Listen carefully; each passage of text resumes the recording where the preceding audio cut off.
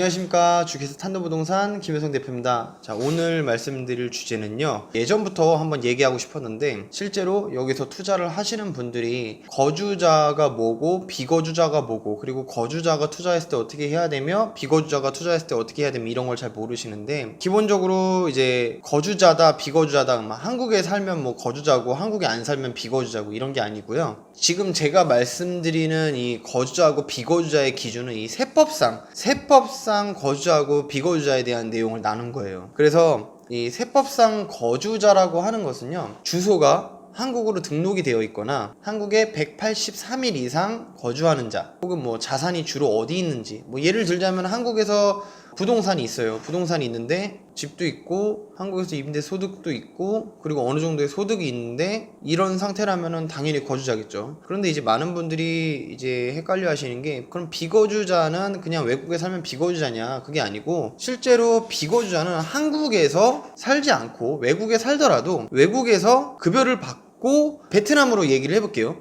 베트남에서 급여를 받고 베트남에서 그리고 세금을 내고, 그리고 베트남에서 사는 사람, 쉽게 말해서 이런 사람들이 비거주예요. 그러니까 저 같은 사람인 거죠. 저같이 여기 현지 법인에 소속이 되고, 그리고 현지에서 급여를 받거나 뭐 돈을 벌거나 해서 여기서 세금을 내고 하는 사람은 이제 비거주자로 되어 있어요. 그리고 저 같은 경우에는 뭐 한국에 한번 들어가더라도 뭐 일정이 뭐 3박 4일, 5박 6일, 뭐 길어야 15일 이 정도이기 때문에 대부분이 저 같은 사람이 아니고선 대부분 다 거주자라고 생각하시면 되세요. 자, 그러면 이제 이런 부분들이 있어요. 한국에서 베트남으로 주재원으로 넘어오셨는데, 베트남 주재원으로 넘어오신 상태에서 급여는 한국 계좌로 받는다. 예를 들어서 뭐 그런 경우도 있죠. 여기 있는 회사들이 소득세나 뭐 다른 세금들을 좀 줄이기 위해서 급여를 다 신고를 안 하는 부분들이 뭐 간혹 있다고 해요. 그러면은 예를 들자면, 이제 제가 한국인인데 한국에서 주재원으로 왔어요. 주재원으로 왔는데 제 급여가 5,000불 정도가 된다. 하나 500만 원 정도가 되겠죠.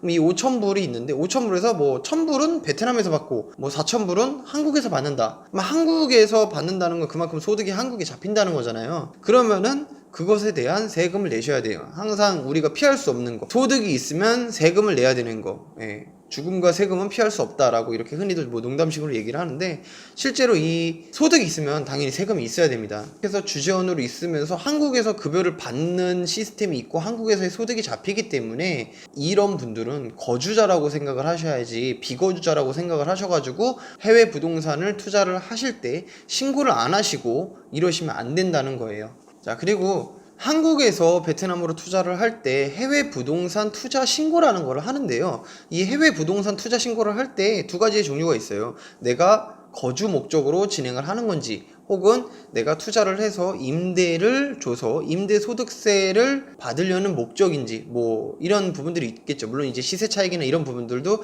이런 부분에 속해요. 근데 이제 해외에서 임대 소득이 나는 부분도 사실은 한국에 신고를 하셔야 되세요. 매년 5월이 되면은 이제 종합소득세 신고를 하잖아요. 종합소득세 신고를 할 때 베트남 부동산에 투자를 해서 임대소득이 된 부분도 당연히 신고를 하셔야 되는 겁니다. 보통 종합소득세라는 게 뭐 이자소득이 있고 뭐 배당소득, 뭐 근로소득 등등등 있잖아요. 제가 한국에는 안 살아봐가지고 잘은 모르겠는데 한 6개 정도로 되는 걸로 알고 있어요. 이런 기타 소득이 몇 가지가 있는데, 이때 가장 중요한 게, 내가 번 돈보다 내가 쓰는 돈이 많다라고 하는 것은 결손이라고 해요. 이럴 경우에는 다른 소득과 상대적으로 좀 이렇게 계산을 해서 이렇게 좀 감안해주고 하는 부분도 있고, 땜빵을 시켜주는 부분도 있어요. 그런데 부동산 임대소득이라는 것은 그 부분에 해당이 안 돼요. 그래서 베트남에서 임대소득을 냈다라고 하시면은 그대로 신고를 다 하셔야 됩니다. 보통 이제 고객분들이 많이 오셔갖고 이런 질문을 하시는데, 나는 돈이 한국에 있고, 뭐 나는 돈이 중국에 있고 미국에 있고,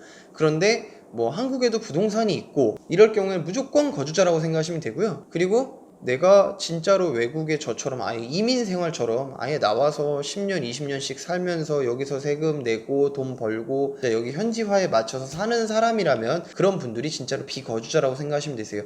돈이 한국에 있고 중국에 있고 이거는 중요한 게 아니에요. 자, 한 가지 팁을 드리자면요, 일단은 베트남 부동산에 투자를 하시게 되면은 뭐 대부분이 다 한국이나 중국에 계시겠죠. 여기서 집을 샀다 그래갖고 여기 와서 꼭 살려고 하시는 분들은 많이 안 계시겠죠.